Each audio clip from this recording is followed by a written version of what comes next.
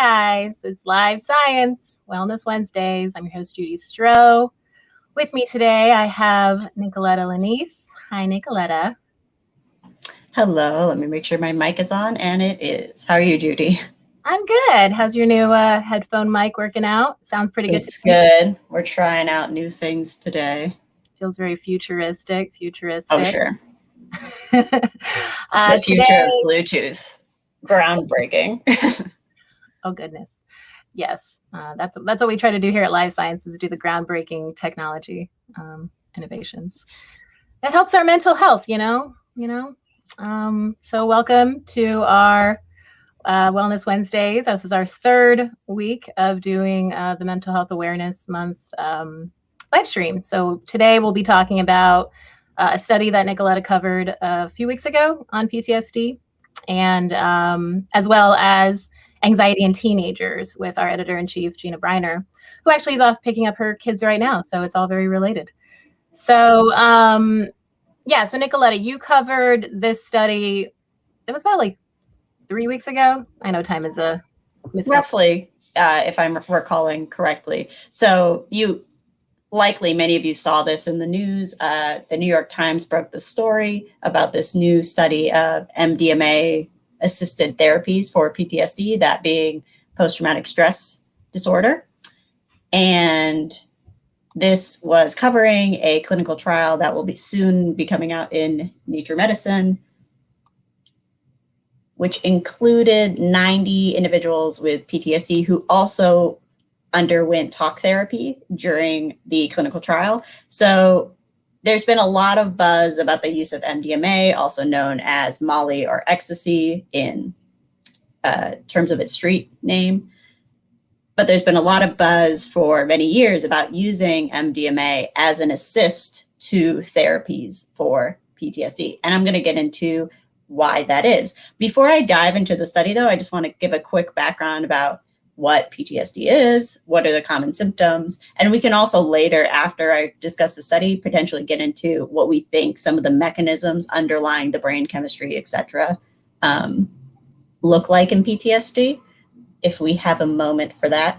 But again, PTSD is generally marked by severe anxiety, flashbacks, intrusive thoughts about some traumatizing event. So I don't know how prevalent the misconception is anymore that mostly combat veterans experience PTSD. This is not the case.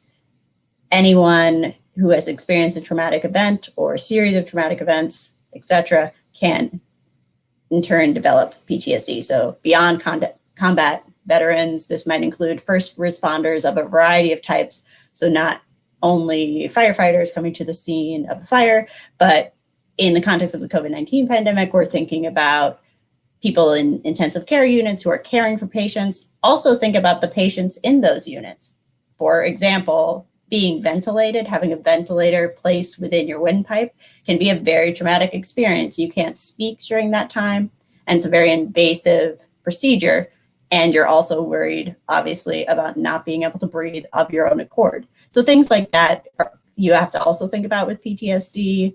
Interfacing with the medical system in a traumatizing way, victims of sexual assault, mass shootings, domestic violence, childhood traumas, all these sorts of things. So it's really, in general, the National Center for PTSD in the US estimates that between 7 and 8% of people in the US will have PTSD at some point in their lives. So it's a pretty wide-ranging group of people that can develop this disorder.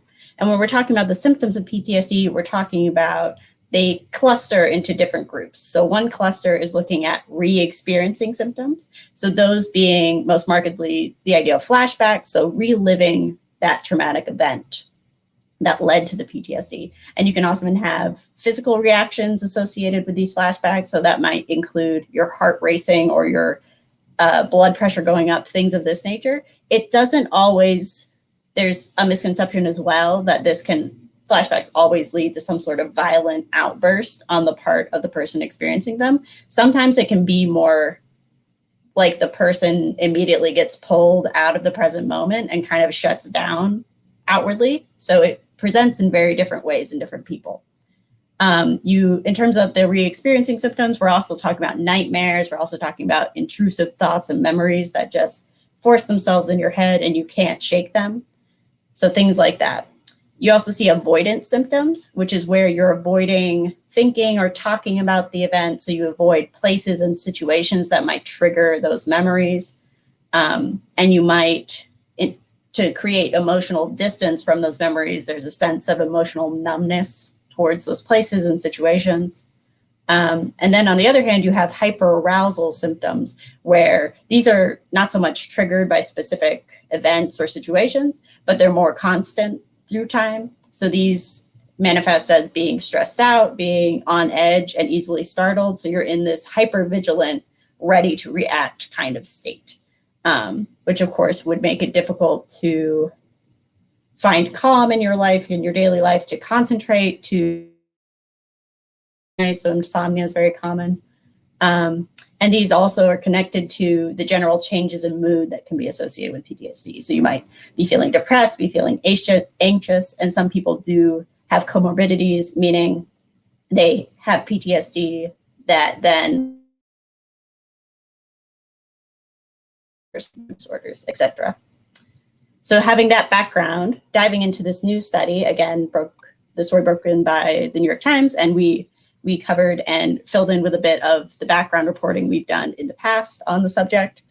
So looking into the study itself, we're talking about these 90 people, half of whom received MDMA in conjunction with talk therapy. The other half received a placebo pill during those sessions. Mm-hmm. So they underwent, during the treatment, they had 2 intro sessions with no drugs at all. And then they went through 3 8-hour-long sessions where they were working with several trained psychologists, doing your typical PTSD-centered talk therapy, which we can talk about a little bit more later. And the results of these studies is that those given MDMA rather than the placebo had greater symptom relief through time. And 2 months after the actual treatment concluded, 67% of the people given the MDMA during therapy no longer met the criteria for PTSD. This was compared to only 32% of people in the placebo group. So you can think of MDMA as kind of boosting, enhancing the effects of that talk therapy. And the goal of the talk therapy is to essentially expose, quote unquote, the person with PTSD to a memory, to an event that might have been triggering to them, and to recontextualize it, to work through it and build new memories around that so that it no longer is a emotionally charged memory, but instead is something that they can deal with or carries no emotional charge anymore at all. And there's several ideas as to how the drug actually helps to boost the effects of the therapy and make it more effective through time. It's known that the drug increases levels of serotonin in the brain, which is known to have a major role in modulating your mood through time. It also increases hormones like oxytocin, which enhances feelings of empathy and trust. Also, prolactin goes up, another hormone. And this is linked to feelings of relaxation, satisfaction. So you have this complete shift in mood from this hypervigilant state to a more relaxed, open state where you can potentially engage with the therapy more effectively.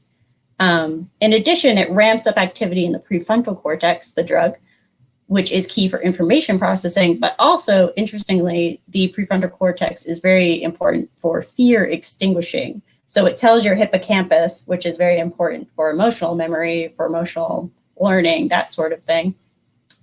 It tells your hippocampus that the threat that you were worried about is no longer present. So that's the idea of fear extinguishing, which has been shown to potentially, some studies suggest that this doesn't work as well in people with PTSD.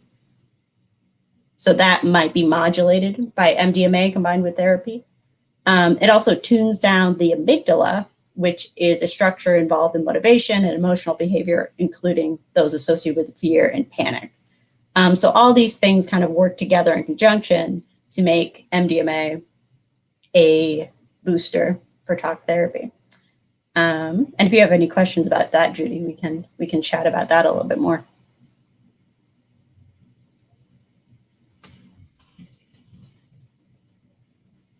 I've only heard in conjunction with partying, so I guess the idea of it like eliminating fear is perhaps why people enjoy using it for partying. But when it comes to PTSD, I'm curious. Like I've heard of these like touch therapies.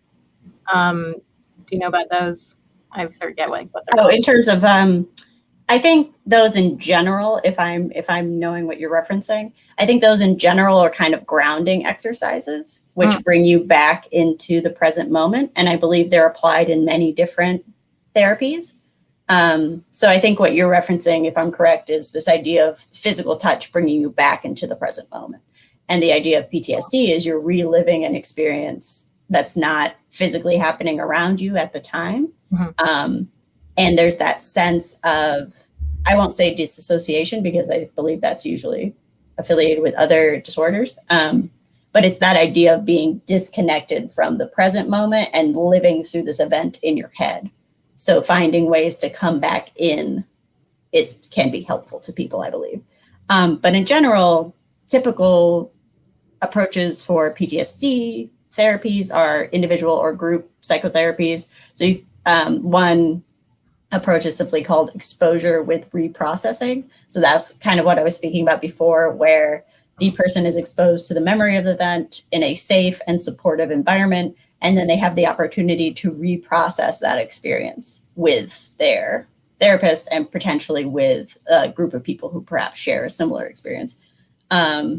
You also hear about cognitive behavioral therapy, which is common for many applications, but that is a more direct approach to approaching those fears. So in CBT, you might purposely place yourself into a situation that was previously triggering, but armed with strategies for coping with that stress in the moment. So it's similar, but can be slightly shifted. So people approach it in different ways, and these can all be assisted with medications as well. So a few antidepressants have been repurposed and approved for PTSD treatment, but they get at the symptoms of PTSD. They're not getting at any of the root causes, essentially. So you might be prescribed Zoloft or Paxil. Sometimes you see sleep aids because, again, insomnia can be really awful in people with PTSD. Antipsychotics and occasionally anti-anxiety medications, although there is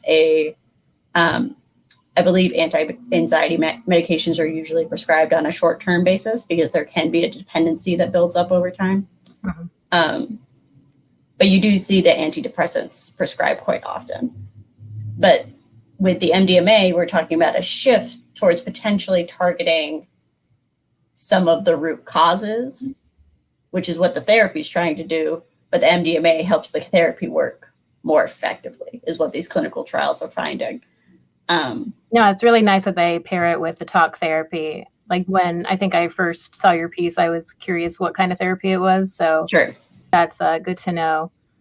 We have a question from Facebook, just literally asking about the drug again. I think Jill mentioned. So the drug is called MDMA, and that stands for a very long jumble of scientific words that you can look up. I'm not going to pronounce it on camera now.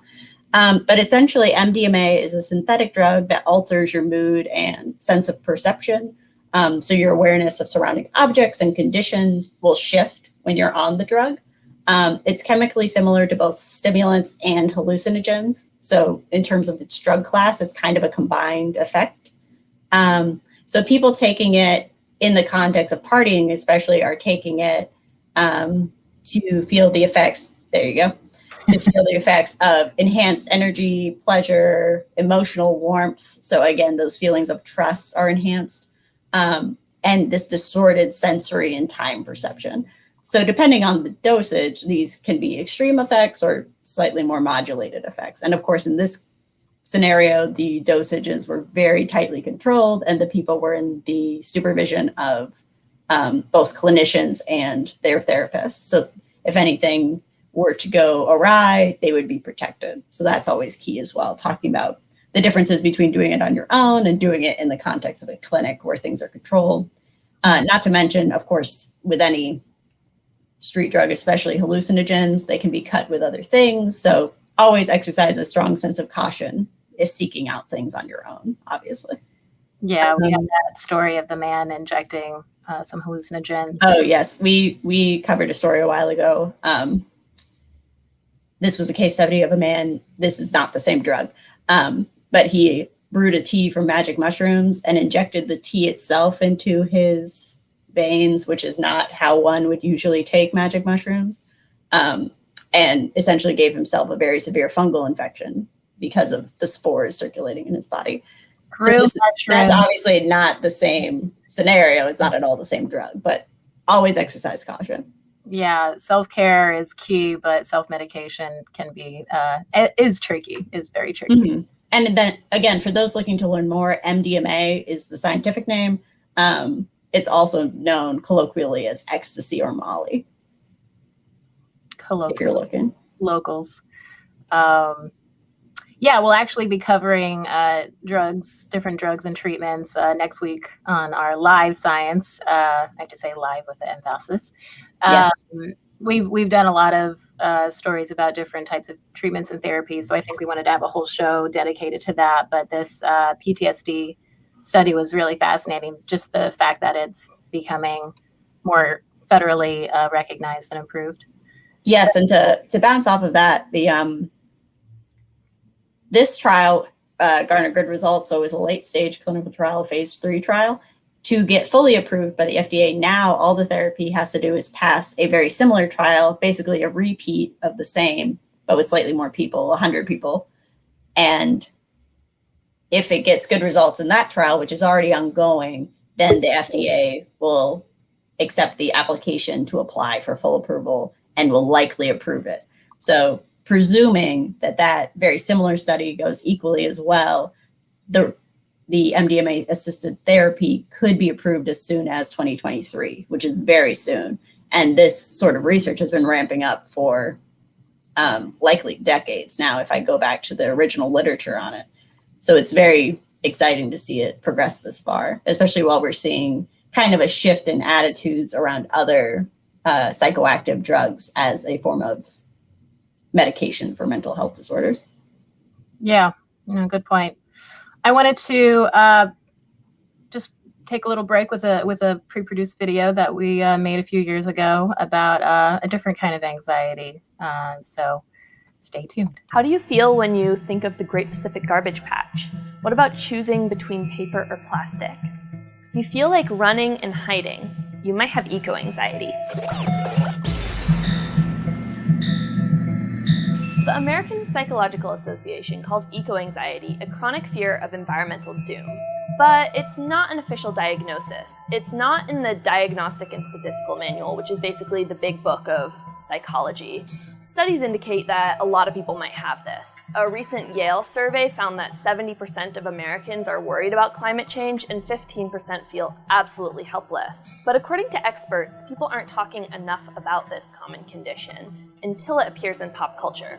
In a recent episode of HBO series Big Little Lies, Amabella, who's 9 years old, collapses in class after hiding in a closet when she's learning about climate change. The scene struck a chord with fans of the show. But according to psychologists, even though eco-anxiety sounds debilitating, it isn't always a bad thing.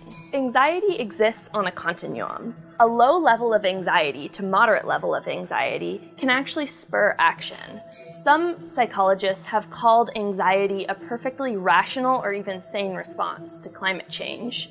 The best coping mechanism is to do something about climate change, to change your lifestyle in some way, or get politically active. And that's difficult if you have a high level of anxiety. So psychologists suggest getting professional help if you're at the point of paralysis. But professional help and taking action aren't the only ways to deal with your eco-anxiety. Going outside, connecting with your environment and your community are also ways to cope with eco-anxiety. A recent study found that 2 hours a week in nature can help promote good mental health. But connecting with our community is probably something we're not doing enough around eco-anxiety. It's just not something we talk about, which is why representing eco-anxiety in pop culture, like in this recent episode of Big Little Lies, is an important step towards making this more of an open dialogue.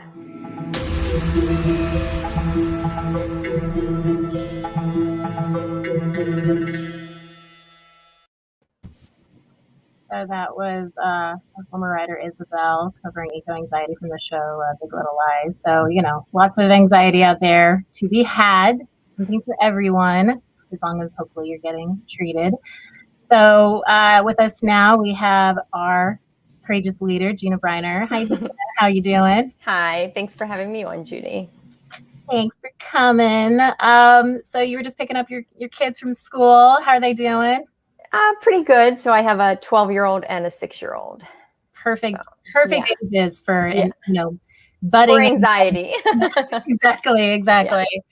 Yeah. So one thing that I was curious to discuss with Gina specifically is just childhood anxiety, because obviously this starts from somewhere.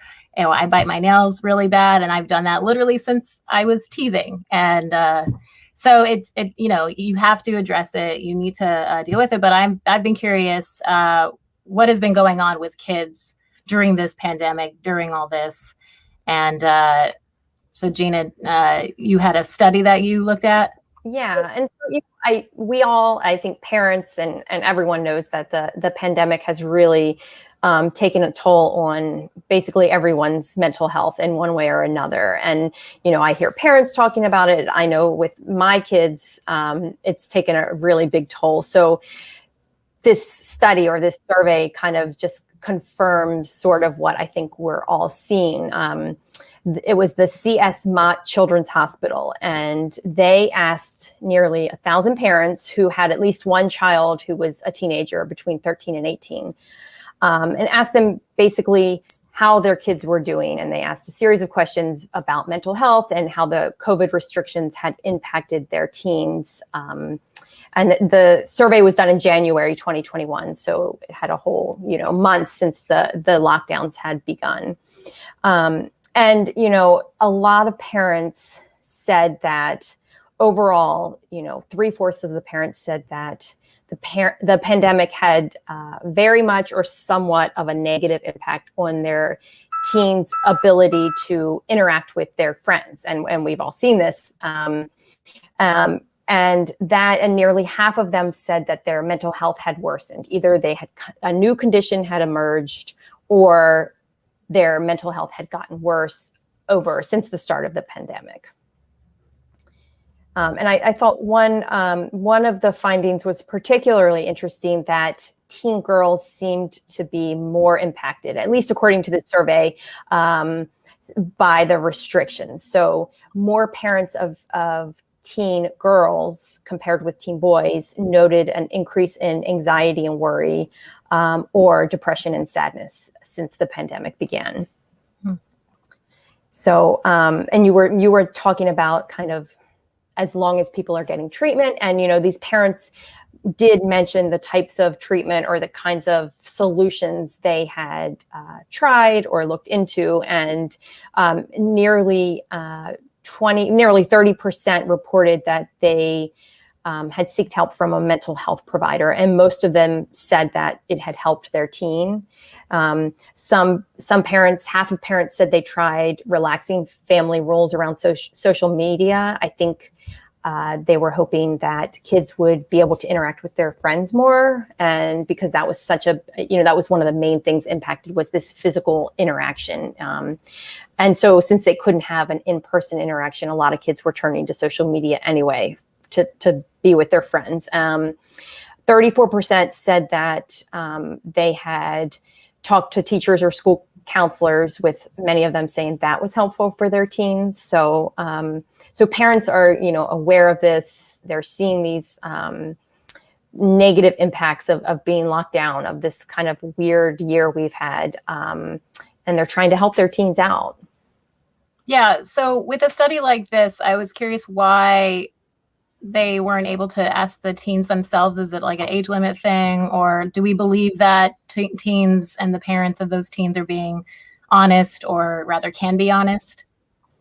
So I probably they would have to just get some kind of parental permission. I don't know. I'm being a parent of a 12-year-old. I would guess they're going to get more reliable and more in-depth answers than yeses or nos you might get from teenagers, you know. And I think parents are like seeing what's happening. The teens might not realize, perhaps. I mean, I'm sure some do. Mm-hmm. Yeah. But that's a guess. I don't know for sure. Yeah, no, I was, and I guess because they're also very young too. What did you say that the age range was on this? 13 to 18. Yeah, yeah. And for the girls, let me just show this graphic again. Yeah. Oh, yeah. The girls are very outweighing on anxiety and depression. And I'm curious, like, what your takeaway from that is. So they don't seem to like come up with a reason for why girls would be more impacted than boys would. There's, you know, perhaps, you know, it could be girls, or at least in this study, were more reliant for their mental health on support, maybe from peers, you know, interacting with friends. Maybe they're more social. I don't know, but that was the main thing that was limited. You know, the main source of these negative impacts seems to be interaction with peers. Yeah, I mean, but I don't know, Nicoletta, do you have anything to say about girls and boys in terms of like mental health, maybe? In general, it can be. I think it's just so tough in teenhood, both, regardless of gender. There is a pretty high rate of the emergence of new mental disorders, just because it's such a stressful period of time. I know for certain disorders, it seems that teen girls are at a heightened risk for various reasons, and it depends on their immediate surroundings, of course, facing different pressures. But I think your point about social structure is really interesting. I also wonder how much skew there might be in terms of the teen boys being underreported for symptoms, simply because there is generally the thought that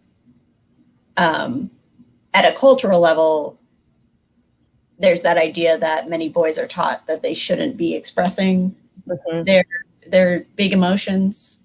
And that's pretty prevalent across a variety of cultures, especially here in the States, which is what this study was condensed to. So I do wonder if there's slight underreporting for the boys and slight, potentially even overreporting for the girls. Yeah, that's an interesting point. Because I know with depression and anxiety, from the inside, I think a lot of people, teens included, make the attempt to mask what they're feeling, what they're going through. So having that emotionless front, so to speak. And there might be a difference in how much those behaviors change. And that might be a gendered difference. It'd be hard to say. I'd be curious in that being investigated more to see how it manifests at that level. Because you had perhaps a more cheery 14-year-old daughter before, and now she's very despondent. You might notice that more dramatically, perhaps, than you would. And maybe since boys might just, like you're saying, girls might be more verbal about their stress. That's what I'm curious about. Boys might act out in a different way, you know. Because we're in this context, we are relying on the parents. So I do wonder how much of it comes down to the presentation between, and how gendered that presentation is. Because I'm sure there's some difference, but there's also, you know, this is a fairly big sample size, so it's a pretty robust finding. But I'd be curious in them exploring that more if it came down to what symptoms each group happened to have.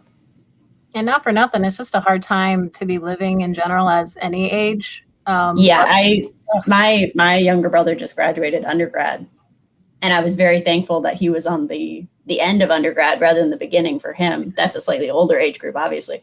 But just thinking about people who are still in school, in this time, I can't, like, we've had to make huge adjustments working from home even. Yeah. But doing school from home is a totally different scenario. Yeah, and you hear about all these stressors. Seniors in high school missing their prom and missing, their the like big graduation. These quintessential social experiences that are built upon being in physical community with other people. And the withdrawal from that is so hard. Yeah. And also, right, they're young, their bodies are still forming, their poor little brains. I have this other piece to show that we made in conjunction with the National Science Foundation a while back, but it's still pretty relevant to now. So check this out. Dealing with teens can be rough. They're moody, and sometimes they're not the best decision makers. So what makes a teen act like a teen? Teenagers experience stress as more stressful. And if that stress is interfering with their decision making, it's really important to understand the neural mechanism that's underlying this connection between high levels of stress and poor decision making. UCLA psychologist Adriana Galvan is conducting a pioneering study on the effect of stress on brain function in adolescents and adults. Participants report their stress level daily and come in for a test when they feel stressed out. Okay, her brain looks good. She's in the right position. In this demonstration, 18-year-old Nulufer Rustamji plays some risk and reward games while Galvan watches her brain function using magnetic resonance imaging, or MRI. She looks through a pair of specialized goggles, playing a game that involves wagering money. She's evaluating the risk, and while she's doing that evaluation, we're taking pictures of her brain to see how the brain makes risky choices. The images show how stress and risk combine to fire up what Galvan calls the reward system in teen brains. The teenagers show more activation in the reward system than adults when making risky choice, and they're also making more risky choices than the adults are. Complicating matters, a teen's prefrontal cortex is not fully developed. That's the part of the brain that controls the kinds of behaviors that teens could put to use in stressful situations. Double checking, thinking about the future, thinking about how your consequences today are going to impact you later. So what happens is that when you're stressed out as a teenager, it's interfering with your ability to make decisions because it's interfering with how the brain functions in regions that are still developing, mainly the reward system and the prefrontal cortex. So the next time a teen gets under your skin, try and remember what's going on inside theirs. For Science Nation, I'm Miles O'Brien. It's tough being a teen. Yep. We got a nice comment from Gregory on Facebook. The isolation brought by the pandemic management has further broken the need for a sense of belonging and sense of community. Overuse of technology further isolates. Humans have an inherent need to interact with others. I could not agree more. I was lucky that my colleague Nicoletta lives close enough to me to be able to come over during the pandemic so we could shoot the weekly. Yes, we were in a joint bubble, which was very helpful. But literally beyond Nicoletta, I did not see a single human being beyond my colleagues on Slack and friends on Zoom and whatnot. And it's funny how the technology helps us, come together. But it's, also now that we were able to go outside if we've been vaccinated and interact with each other in regular situations, it's nice to get away from the technology, but not forget that it's very useful and helpful in these situations. But go ahead, Gina. Well, I think it's going to be really interesting. Gregory mentions, the human nature, our humanity is we're social creatures and it's supposed to interact with each other. But it will be interesting because it's been a long time since we've done that to see how that works. And I know I feel a little hesitant. We have like a play date with, a kid, a 6-year-old and her and his mom's later this afternoon. And I haven't done that in a long time. Mm-hmm. Oh, goodness. That's exciting. Yeah. Well, I hope it goes well. I was going to say, if there anything more about the teen study after, looking at their developing brains and different types of interactions. You mean from the survey? Mm-hmm. Well, I mean, it was sort of depressing, it just said that, the researchers talk about the parents also have a role to play in helping their parents. But with that being said, 1 in 7 of the parents reported that their teens had withdrawn from the family since the pandemic began, which seems counter, like you wouldn't expect that, but, maybe they're confused. They don't know how to handle this. It's, they're probably on video games or, like they said, social media, and sort of kind of being sucked into that more. Yeah, it's I do. I feel for the kids that they're just trying to do what we're doing here, and we're not even doing it that well because we don't know what we're doing. Oh, sorry about that graphic. Subscribe on Gina's head. That's funny. I love it. I like you being here, Gina. And come back, join us again. So next week we'll be discussing treatments and therapies of a variety of kind. We do have a guest coming, a friend of mine who does varying forms of therapy, but she has a background in using arts to assist in her clinical practice. So we're going to talk to her about what that looks like, what that really means.